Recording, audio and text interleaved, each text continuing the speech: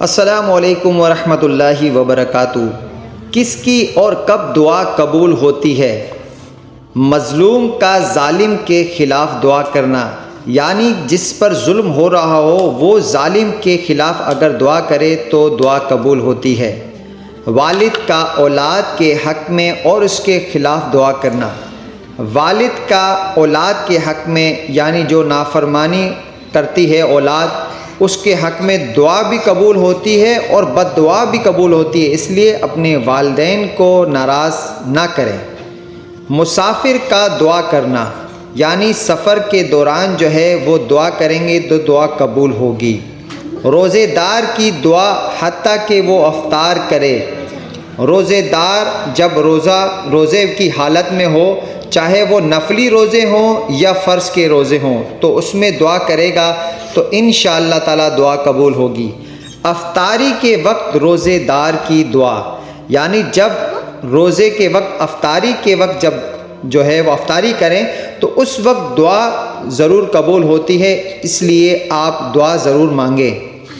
مجبور آدمی کی دعا، یعنی جو شخص جو ہے وہ مجبور ہو اور لاچار ہو، پریشانی میں مبتلا ہو، تو اس وقت وہ دعا کرے تو اللہ تعالیٰ اس کی دعا قبول فرماتا ہے۔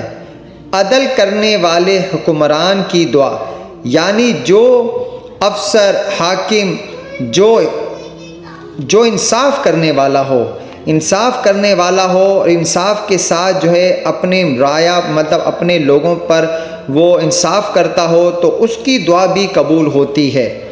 نیک اولاد کی اپنے والدین کے لیے دعا، یعنی جو اولاد جو ہے نیک ہو اور نمازی ہو، پرہیزگار ہو اور نیک ہو تو وہ اپنے والدین کے لیے اگر دعا کریں تو ان کی بھی دعا قبول ہوتی ہے۔ وضو کے بعد دعا، جبکہ احادیث سے ثابت دعا مانگے۔ وضو کے بعد جو ہے جب آپ وضو کر لیں تو اس کے بعد آپ دعا مانگے، تو یہ احادیث مبارکہ سے ثابت ہے اور آپ نے وہی دعائیں مانگنی ہیں جو احادیث مبارکہ سے ثابت ہوں۔ جمرۃ الصغریٰ کو کنکریاں مارتے وقت دعا مانگنا۔ اب یہ جب آپ شیطان کو کنکریاں وہاں پر مارتے ہیں، جب آپ عمرے کے لیے جاتے ہیں یا آپ جو ہے حج کے لیے جاتے ہیں، جب آپ وہاں پر کنکری مارتے ہیں شیطان کو، تو جمعۃ صغریٰ کو جب آپ کنکری مارتے ہیں تو اس وقت آپ نے دعا مانگنی ہے، تو دعا کی وہ بھی جگہ ایسی ہے جس میں دعا قبول ہوتی ہے۔ اور جمرۃ الوسطیٰ کو کنکریاں مارتے وقت کی دعا، اور یہ دیکھیں اس کا حوالہ ایک اگر ہم یہ یہاں پر پڑھیں تو جن ستونوں کو کنکریاں مارتے ہیں ان کو جمرہ کہا جاتا ہے۔ پہلا ستون جمرہ صغریٰ اور درمیان والا وسطیٰ اور آخری جمرہ عقبہ ہے۔ یہ آپ کو میں مزید ڈیفینیشن بھی اس لیے بتا رہا ہوں کہ آپ کو پتہ ہونا چاہیے۔ ان کو کنکریاں مارتے وقت دعا مانگنا بھی دعا قبول ہوتی ہے۔ کعبہ شریف کے اندر دعا مانگنا، کعبے کے اندر یہ تو بڑی فضیلت کی بات ہے، اور جو شخص کعبے کے اندر چلا جائے اور وہاں جا کر دعا مانگے تو کیا ہی فضیلت ہے کہ اس کا جانا بھی وہاں پر اس کے لیے باعث فضیلت ہے کہ اس کو اتنا اچھا اور نیک موقع ملا کہ اس کے اندر اگر جا کے وہ دعا مانگے کعبہ شریف کے اندر۔ اور جو آدمی حتیم کے اندر نماز پڑھے تو یہ بیت اللہ شریف کا حصہ ہے، حتیم شریف بھی بیت اللہ شریف کا حصہ ہے، اس لیے وہاں پر بھی دعا مانگے تو دعا قبول ہوگی۔ صفا مروہ پر دعا مانگنا، صفا مروہ کی جگہ پر جب ہم عمرہ حج کے لیے جاتے ہیں تو وہاں صفا مروہ کی جگہ پر جو ہے دعا مانگیں، انشاءاللہ دعا قبول ہوگی۔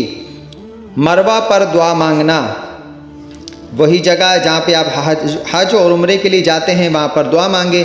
مشعر حرام کے پاس دعا مانگنا، مشعر حرام کے پاس دعا مانگنا، وہاں پر بھی انشاءاللہ تعالی دعا قبول ہوگی۔ اور مومن ہمیشہ اپنے رب کو پکارتا رہے، وہ جہاں بھی ہو۔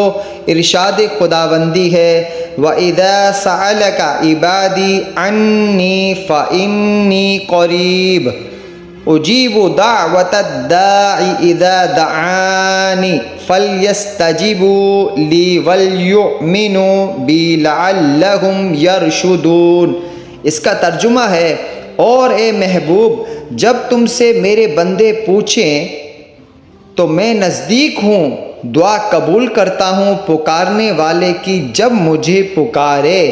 تو اس کے علاوہ بھی جب آپ اللہ تعالیٰ کو جس جگہ بھی جہاں بھی آپ اللہ تعالیٰ کو پکاریں گے، اللہ تعالیٰ فرماتا ہے جو مجھے پکارتا ہے تو میں اس کے نزدیک ہوں، میں اس کے نزدیک ہوں اور اس کی دعائیں قبول کرتا ہوں پکارنے والے کی جب مجھے پکارے۔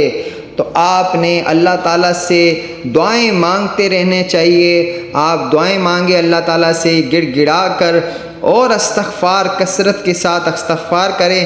انشاءاللہ تعالیٰ انشاءاللہ جو شخص کثرت سے استغفار کرتا ہے، یعنی اپنے گناہوں کو سامنے رکھ کر، اپنے گناہوں کو اپنے ذہن اور اپنے سامنے رکھ کر کہ مجھ سے یہ گناہ ہو گئے، اور اس پر نادم شرمندہ ہوتا ہے، شرمندگی سے اللہ کی بارگاہ میں اپنے گناہوں کی معافی طلب کرتا ہے، تو جب اس کے بعد وہ دعا مانگتا ہے اللہ کی بارگاہ میں تو اللہ تعالیٰ اس کی دعا کو قبول فرماتا ہے۔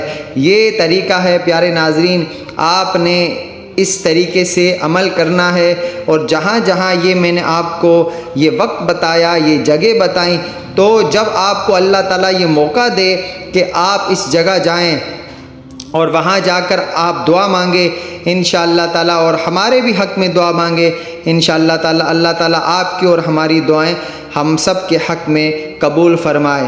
اگلی ویڈیو میں ہم دوبارہ ملیں گے، لیکن آپ سے گزارش یہ ہے کہ ہمارے چینل کو سبسکرائب کرنا مت بھولیں، اور ساتھ میں بیل آئیکن کے بٹن کو بھی دبائیں تاکہ آپ کو ہماری نئی آنے والی ویڈیو کا نوٹیفیکیشن بھی مل جائے۔